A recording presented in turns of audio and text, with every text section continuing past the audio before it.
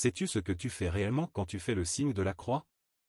Ce signe de la croix qui se pratique dans un certain nombre d'églises originaires de l'Occident, de l'Asie, de l'Orient et de l'Afrique. Et si tu faisais tes propres enquêtes avec l'aide des moteurs de recherche sur le net, avant que tu ne tires une quelconque conclusion personnelle? En attendant que tu ailles faire tes propres recherches, un petit brin d'histoire. Ce symbole mystique à 6 branches, appelé l'étoile de David ou Magen David qui n'est nulle part mentionné dans la Bible.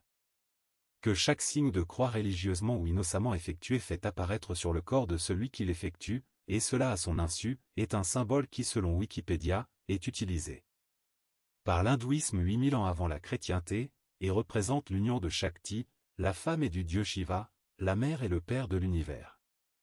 Par les civilisations arabes bien avant l'apparition de l'islam. Par les kabbalistes sous la forme de bagues magiques, d'amulettes et autres. Etc. Lis ici cet extrait de Wikipédia. Dans l'hindouisme, l'étoile à 6 branches, appelée la Shatkona, représente l'union de Shakti, la femme, triangle pointé vers le bas, et Shiva, l'homme, triangle pointé vers le haut, la mère et le père de l'univers dont il existe des représentations datant de plus de 8000 ans avant l'ère chrétienne. Ainsi, cet hexagramme apparaît-il dans les civilisations arabes pré-islamiques, puis judaïques depuis l'Antiquité.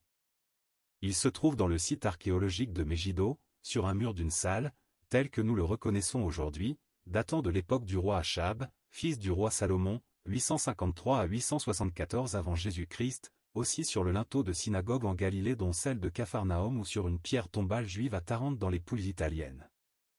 Sur les synagogues d'alors, le symbole est apposé sur la mezouza dans le but de lui octroyer un pouvoir de protection. L'hexagramme est repris par les kabbalistes confectionnant des segulots, amulettes et talismans, mais sans le dénommer expressément « bouclier de David ». Jésus, ainsi que le Saint-Esprit ne nous ont-ils pas avertis d'avance? Jésus ne nous a-t-il pas avertis en ces termes, dans Jean 4 verset 22, « Vous adorez ce que vous ne connaissez pas ».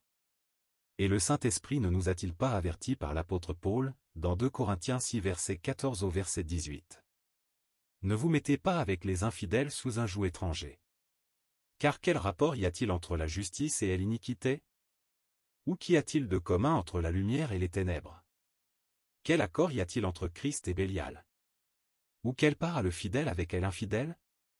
Quel rapport y a-t-il entre le temple de Dieu et les idoles? Car nous sommes le temple du Dieu vivant, comme Dieu l'a dit, j'y habiterai et je marcherai au milieu d'eux.